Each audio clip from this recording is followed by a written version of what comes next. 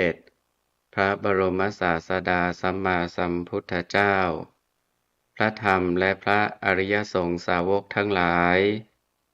ขอเจริญพรกับคณะสัตยาญาติโยมสาธุชนทุกท่านวันนี้อาตมาภาพก็จะได้นำเอาเรื่องกุมารจำนวนมากอันมีมาในคัมภีร์อรรถกถาธรรมบทขุททกานิกายทันดวรรคแห่งสุตตันตปิฎกมาอธิบายชี้แจงแสดงให้กับคณะสัตยาญาติโยมสาธุชนทุกท่านดำเนินความว่าสัทธาเชตวเนวิหารันโตสมัยหนึ่งสมเด็จพระบรมศาสดาเสด็จประทับพระอิริยาบถอยู่ณวัดเชตวันมหาวิหารกรุงสาวัตถี ครั้งนั้นพระองค์ทรงแสดงพระธรรมเทศนาปรารภพวกกุมารทั้งหลายจำนวนมากให้เป็นอุบัติเหตุซึ่งมีเรื่องเล่าดังต่อไปนี้เอกสมิงหิทิวเสก็ในการวันหนึ่งสมเด็จพระบรมศาสดาเสด็จไปบิณฑบาตในกรุงสาวัตถีได้ทรงทอดพระเนตรเห็นพวกกุมารทั้งหลายจำนวนมากกำลังพากันตีงูพิษร้ายตัวหนึ่งด้วยไม้ค้อนอยู่ในระหว่างทางจึงมีพระพุทธดำรัสตรัสถามกุมารเหล่านั้นว่ากุมารกาดูก่อนพ่อเด็กๆทั้งหลายพวกเจ้าพากันทำอะไรกันกุมารทั้งหลายกราบทูลตอบว่าพวกข้าพระองค์ทั้งหลายพากันเอาไม้ค้อนตีงูพระพุทธเจ้าข้าสมเด็จพระบรมศาสดามีพระพุทธดำรัสตรัสซักถามต่อไปว่าดูก่อนพ่อเด็กๆทั้งหลายพวกเจ้าพากันตีงูเพราะเหตุอะไรกุมารทั้งหลายกราบทูลตอบว่าเพราะกลัวมันจะกัดพระพุทธเจ้าค่ะอัฏฐเตสังสัทธาในลำดับนั้นสมเด็จพระบรมศาสดาจึงได้ประทานพระพุทธโอวาทแก่กุมารทั้งหลายเหล่านั้นว่าพวกเธอทั้งหลายคิดว่าจะสร้างความสุขให้แก่ตนแล้วพากันตีงูนี้เพื่อจะให้มันตายเสียแต่พวกเธอจักไม่ได้ประสบพบความสุขในชาติหน้าที่ตนไปบังเกิดแล้วโน้นเพราะว่าบุคคลเมื่อปรารถนาความสุขให้แก่ตนก็ไม่ควรเบียดเบียนบุคคลอื่นขั้นสมเด็จพระพุทธองค์ทรงเห็นว่ากุมารทั้งหลายเหล่านั้นเป็นผู้มีอุปนิสัยและอินทรีย์แก่กล้าควรจะได้รับฟังพระธรรมเทศนาแล้วเมื่อจะตรัสพระธรรมเทศนาสืบอนุสนธิโปรดกุมารเหล่านั้นต่อไปจึงได้ตรัสพระพุทธนิพนธคาถาเป็นปัจฉิมพจน์ดังนี้บุคคลใดอยากได้ความสุขสำหรับตนแต่ไปเบียดเบียนคนอื่นผู้อยากได้ความสุขเหมือนกันด้วยไม้ค้อนเขาจะไม่ได้ความสุขในชาติหน้าส่วนบุคคลอยากได้ความสุขสำหรับตนไม่เบียดเบียนคนอื่นผู้อยากได้ความสุขเหมือนกันด้วยไม้ค้อนเขาย่อมได้ความสุขในชาติหน้ากุมารทั้งหลายเหล่านั้นรวมทั้งสิ้นจำนวน500 คนส่งยานไปตามกระแสพระธรรมเทศนาโดยโยนิโสมนสิการเป็นอันดีในเวลาจบพระธรรมเทศนาก็พากันดำรงอยู่ในโสดาปัตติผลสำเร็จเป็นอริยบุคคลขั้นโสดาบัน ในพระพุทธศาสนาลำดับนี้จะได้วิสัชนาอธิบายความในท้องนิทานและในพระธรรมเทศนาพุทธนิพนธคาถาโดยอาศัยหลักอรรถกถาในและโดยอัตโนมัตยาธิบายเพื่อเฉลิมเพิ่มเติมสติปัญญาฉลองศรัทธาบารมีเพิ่มพูนกุศลบุญญราศีส่วนธรรมสวนใหม่แก่ท่านสาธุชนพุทธบริษัททั้งหลายสืบต่อไปในนิทานเรื่องนี้แสดงให้เห็นว่าสมเด็จพระบรมศาสดาที่ได้ทรงพระเกียรติว่าเป็นนายสารถีที่ฝึกคนได้อย่างดีเยี่ยมนั้นพระองค์มิใช่แต่ฝึกคนอบรมคนได้ดีเฉพาะแต่วัยผู้ใหญ่เท่านั้นแม้วัยหนุ่มสาววัยเด็กเล็กพระองค์ก็ทรงสนพระทัยฝึกสอนและทรงสามารถฝึกสอนให้สำเร็จถึงขั้นอริยมรรคและอริยผลได้เช่นเดียวกันเหมือนอย่างพวกกุมารเมืองสาวัตถีจำนวน500 คนซึ่งได้สำเร็จเป็นพระโสดาบันอริยบุคคลทั้งหมดหลังจากที่ได้รับการอบรมจากสมเด็จพระบรมศาสดาแล้วและด้วยประจักษ์พยานในเรื่องนี้ย่อมแสดงให้เห็นความอัศจรรย์ของพระพุทธศาสนาอีกประการหนึ่งว่าพระพุทธศาสนานั้นสามารถที่จะสร้างคนเลวให้เป็นคนดีได้สร้างคนสามัญให้เป็นอริยชนได้ทุกวัยทั้งวัยเด็กเล็กวัยหนุ่มสาววัยกลางคนและวัยชราสำหรับวัยเด็กเล็กนั้นเล็กตั้งแต่อายุเท่าไหร่จึงจะสามารถรู้ธรรมะได้หรือจึงจะควรแก่การฝึกฝนตามที่ปรากฏประจักษ์พยานในเรื่องอื่นนั้นสมเด็จพระบรมศาสดาทรงสามารถฝึกสอนเด็กอายุ7 ขวบให้สำเร็จเป็นพระอรหันต์ได้เช่นสุขสามเณรและบัณฑิตสามเณรเป็นต้นล้วนแต่ได้บรรลุพระอรหันต์ในเวลามีอายุ7 ขวบทั้งนั้นด้วยเหตุนั้นจึงถือว่าเด็กตั้งแต่อายุ7 ขวบปีเป็นต้นไปมีสติปัญญาสามารถจะรู้ธรรมะในพระพุทธศาสนาได้หรือสมควรแก่ที่จะฝึกสอนได้และในทางคดีโลกนักปราชญ์ฝ่ายจัดการศึกษาของเด็กวางระเบียบให้รับเด็กตั้งแต่อายุ7 ขวบปีเข้าเรียนในชั้นประถมศึกษาปีที่1ซึ่งนับเป็นชั้นเรียนอย่างจริงจังตามระเบียบการศึกษาขั้นแรกด้วยถือว่าเด็กตั้งแต่อายุ7 ขวบปีขึ้นไปมีสติปัญญามีสมองแข็งแรงพอที่จะรับการศึกษาอย่างเป็นระเบียบได้แล้วข้อนี้ก็ตรงกับหลักการทางศาสนาที่สมเด็จพระบรมศาสดาหรือพระสาวก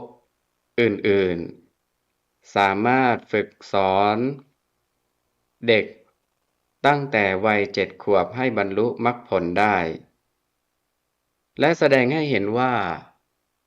มนุษย์เรานี้นั้นในระยะการที่ห่างไกลกันตั้ง 2,000-3,000 ปีก็ยังมีสภาวะของความเป็นมนุษย์เหมือนกันอยู่มิได้เปลี่ยนแปลงเป็นอย่างอื่นคือสมัยพุทธกาลเด็กอายุ7 ขวบ จึงจะนับว่ารู้เดียงสาดี พอที่จะศึกษาเล่าเรียนความรู้ได้ และสมัยปัจจุบันทุกวันนี้ก็ยังเป็นเช่นเดียวกัน อันหนึ่งมิใช่จะเหมือนกันแต่วัยเด็กเท่านั้น แม้วัยอื่นๆจากวัยเด็กขึ้นไป สภาพสังขารคือร่างกายจิตใจของมนุษย์สมัยพุทธกาลกับสมัยปัจจุบันก็ยังคงสภาพเป็นเช่นเดียวกันตลอดจนถึงสิ้นอายุไขเหมือนอย่างที่ท่านบัญญัติกฎเกณฑ์แห่งความเปลี่ยนแปลงของสังขารในช่วงระยะการ1 ปีถึง100 ปีไว้เป็น10 ตอนหรือ10 ทศกะตามคัมภีร์วิสุทธิมรรคที่ท่านบัญญัติกฎเกณฑ์ไว้เพียงเท่านี้ก็เพราะอายุ100 ปีเป็นอายุไขของมนุษย์คือคนที่มีอายุยืนอย่างมากก็เพียง100 ปีเท่านั้นยิ่งกว่านั้นขึ้นไปถึงจะมีก็จำนวนน้อยเหลือเกินดังที่ปรากฏให้รู้เห็นกันอยู่ทุกวันนี้ในระยะการอายุ100 ปีที่ท่านตั้งกฎเกณฑ์ไว้10 ตอนที่เรียกว่าทศกะนั้นมีดังนี้ตอนที่ตั้งแต่1 ปีถึง10 ปีเรียกว่ามันทะทศกะแปลว่าวัยอ่อนตอนที่ตั้งแต่อายุ11 ปีถึง20 ปีเรียกว่ากิทธาทศกะแปลว่าวัยเล่นสนุกตอนที่ตั้งแต่อายุ21 ปีถึง30 ปีเรียกว่าวัณณทศกะแปลว่าวัยสวยงามมีสีสันวรรณะสดใสตอนที่ตั้งแต่อายุ31 ปีถึง40 ปีเรียกว่าพละทศกะแปลว่าวัยที่มีกำลังร่างกายแข็งแรงตอนที่ตั้งแต่อายุ41 ปีจนถึงอายุ50 ปีเรียกว่าปัญญาทศกะแปลว่าวัยที่มีปัญญาบริบูรณ์ตอนที่ตั้งแต่อายุ51 ปีถึง60 ปีเรียกว่าหานิทศกะแปลว่าวัยที่สังขารร่างกายเริ่มเสื่อมโทรมลงตอนที่ตั้งแต่อายุ61 ปีถึงอายุ70 ปีเรียกว่าปัปภารทศกะแปลว่าวัยที่สังขารร่างกายโค้งไปข้างหน้าตอนที่ตั้งแต่อายุ71 ปีถึง80 ปีเรียกว่าวังกะทศกะแปลว่าวัยที่สังขารร่างกายคดโกงโค้งค่อมตอนที่ตั้งแต่อายุ81 ปีถึง90 ปีเรียกว่าโมมูหะทศกะแปลว่าวัยลืมหลงตอนสุดท้ายตอนที่ตั้งแต่อายุ91 ปีถึงอายุ100 ปีเรียกว่าสยนะทศกะแปลว่าวัยนอนสังขารร่างกายในวัยนี้กินอยู่กับหมอนนอนอยู่กับที่ไม่ยอมลุกขึ้นยืนเดินแล้วกฎเกณฑ์นี้ท่านแสดงความเปลี่ยนแปลงสังขารร่างกายของมนุษย์ในโลกเมื่อหลายพันปีมาแล้วเราจะสังเกตเห็นได้ว่าแม้ทุกวันนี้สังขารร่างกายของมนุษย์ส่วนใหญ่ ก็เปลี่ยนแปลงไปตามกฎเกณฑ์นี้อันแสดงว่ามนุษย์สมัยหลายพันปีมาแล้วกับสมัยปัจจุบันยังคงเดินตามกฎเกณฑ์ธรรมดานี้เหมือนกันอยู่ชะนี้เมื่อได้พิจารณาเห็นข้อเท็จจริงของมนุษย์โดยมีสักขีพยานในด้านหนึ่งด้านใดแล้วดังนี้แม้ในด้านอื่นๆก็ย่อมจะคงสันนิษฐานได้ว่าเป็นเหมือนกันเช่นเดียวกันเช่นในสมัยพุทธกาลโน้นท่านมีการอบรมฝึกฝนคนทุกเพศและทุกวัยให้สำเร็จเป็นคนดีหรือให้สำเร็จเป็นอริยชนได้ฉันใดแม้ปัจจุบันนี้ก็ย่อมจะอบรมให้สำเร็จได้ฉันนั้นเหมือนกันถ้าหากการอบรมฝึกฝนนั้นได้ทำให้ถูกต้องตามวิถีทางที่ท่านบุรพาจารย์ได้พากันทำมาแล้วและลงมือทำให้เป็นการเอาจริงเอาจังจนถึงแบบ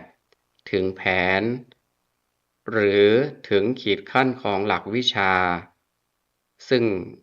ไม่น่าจะมีความสงสัยอะไรเลย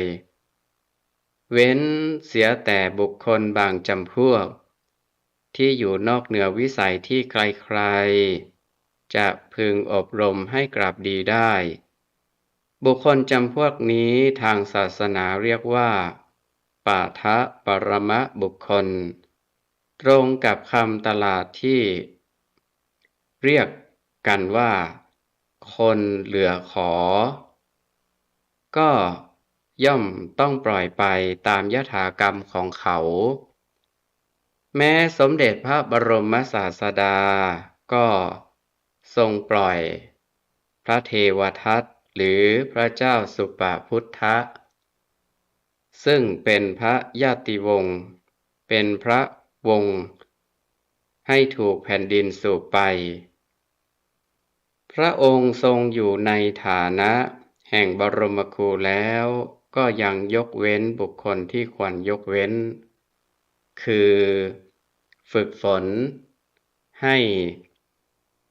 กลับดีไม่ได้โดยสิ้นเชิงทั้งนี้มิใช่เพราะปล่อยปละละทิ้งโดยปราศจากเมตตากรุณา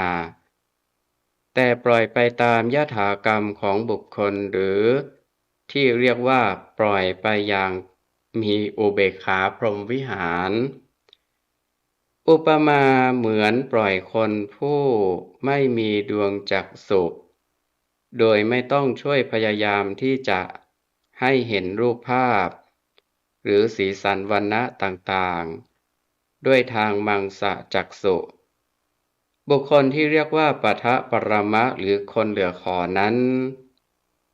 ก็ได้แก่บุคคลที่ขาดปัญญาจักษุหรือมีทิฏฐิมานะอันแรงกล้าไม่สามารถจะรับรู้ซึ่งสิ่งที่ผิดที่ถูกหรือไม่ยอมรับการฝึกฝนอบรม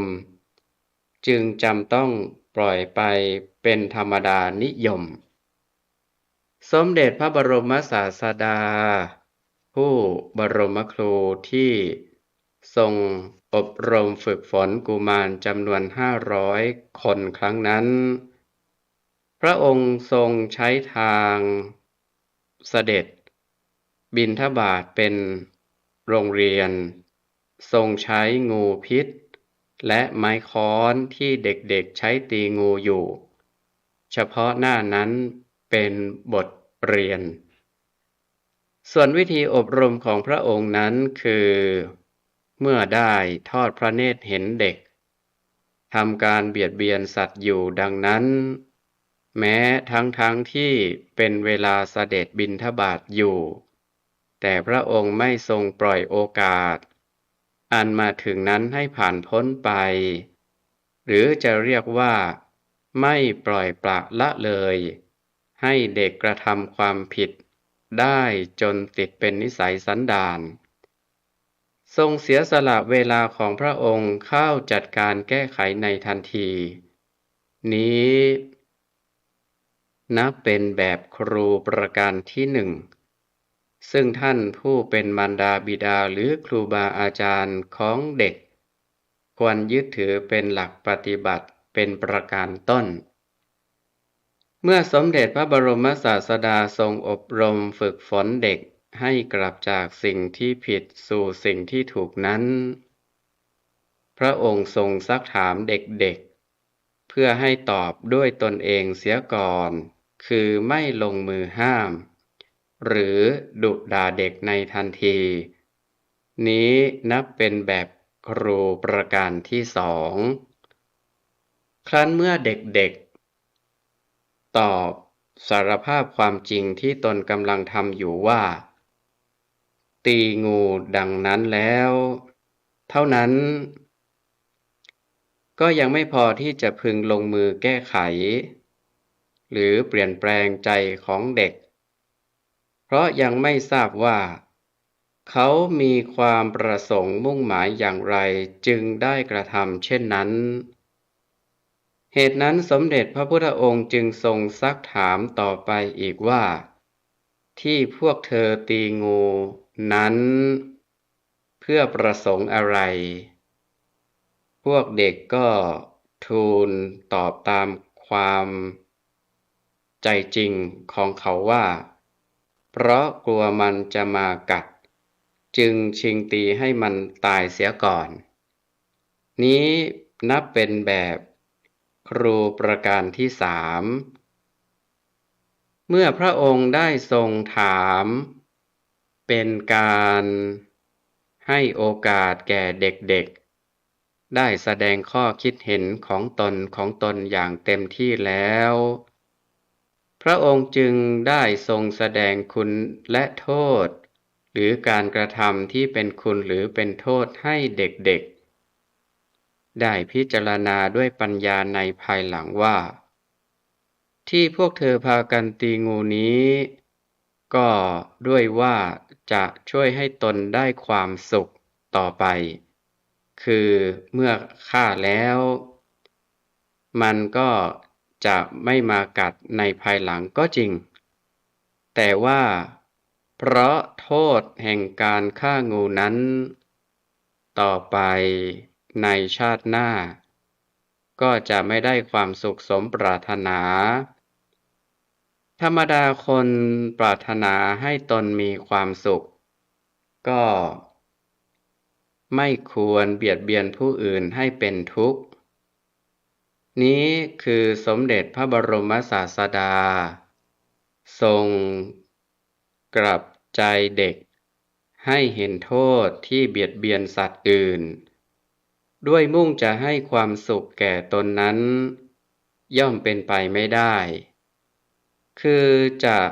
ไม่ได้รับความสุขในชาติหน้า แล้วนำสู่ทางที่ถูกว่า เมื่อต้องการให้ตนได้ความสุข ต้องไม่เบียดเบียนคนอื่น จึงจะสำเร็จสมความปรารถนา นี้นับแบบครูประการที่สี่ 3 ประการข้างต้นเป็นวิธีเพียร ขูดเกลา หล่อหลอมจิตใจ เพื่อให้ค่อยๆเกลี้ยงเกลาทีละขั้นตามลำดับ ส่วนประการหลังเป็นวิธีลงมือพลิกจิตใจจากดำสู่ขาว หรือจากผิดสู่ถูก โดยกุศโลบายวิธีที่ค่อยๆหล่อเหลา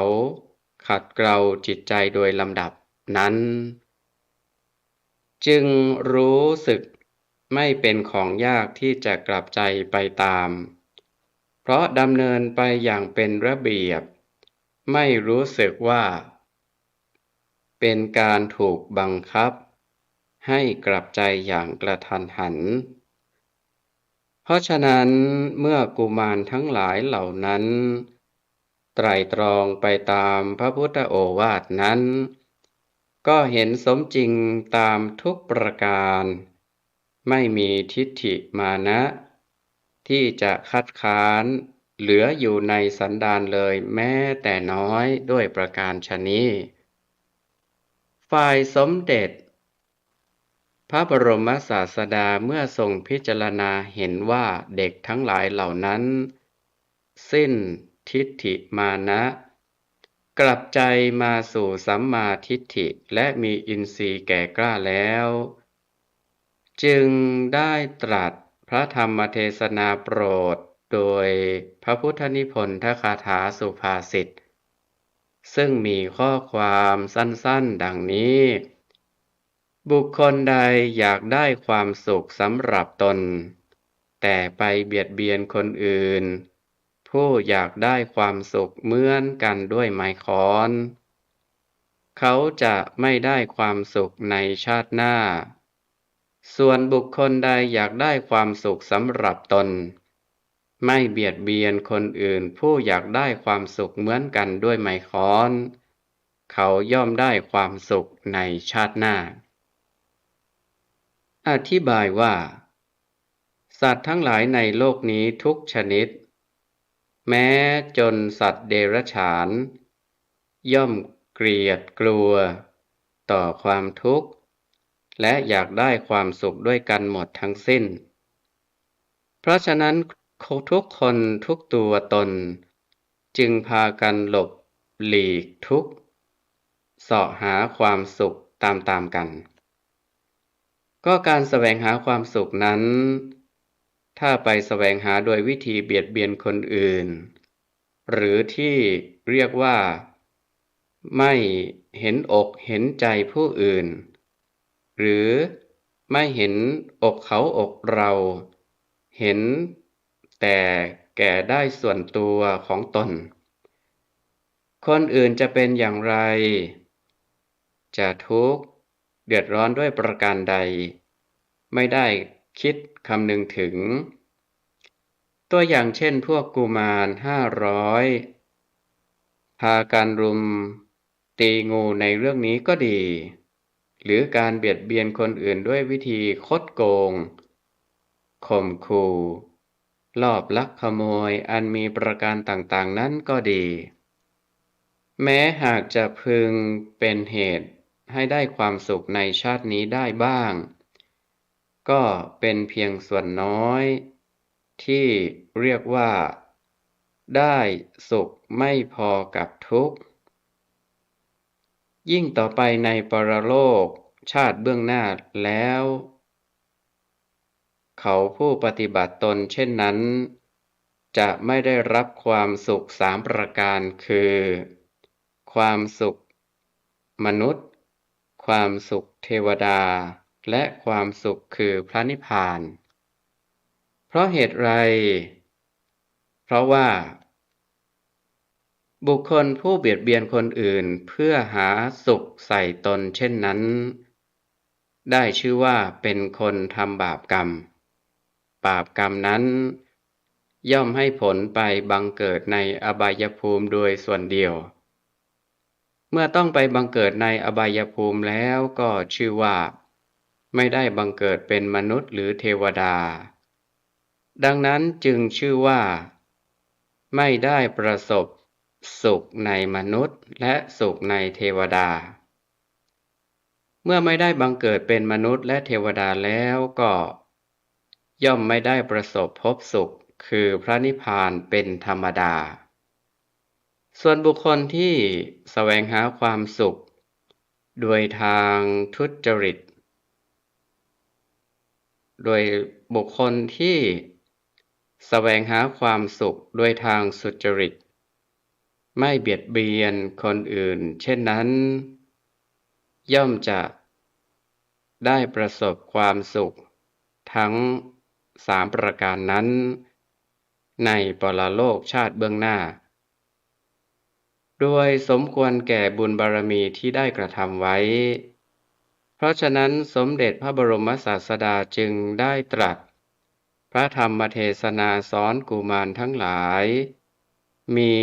นัยยะดังที่ได้วิสัชนาอธิบายมาแล้วด้วยประการฉะนี้ วันนี้อาตมาภาพได้นำเอาเรื่องกุมารจำนวนมาก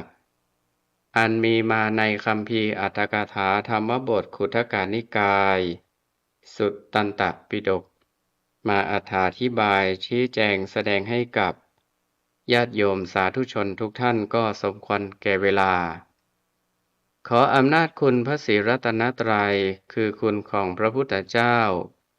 คุณของพระธรรมคุณของพระอริยสงฆ์ตลอดจนบุญกุศลที่ญาติโยมสาธุชนทุกท่านได้ประพฤติปฏิบัติสั่งสมมาจงเป็นตบะเป็นเดชะเป็นพลวะปัจจัยหนุนนำให้กับญาติโยมสาธุชนทุกท่านจงประสบจตุรพิธพรชัย4ประการกล่าวคือมีอายุวันนะสุขะภาละปฏิภาณธนสารสมบัติมีความสุขกายสุขใจเจริญในธรรมะขององค์สมเด็จพระบรมศาสดาสัมมาสัมพุทธเจ้า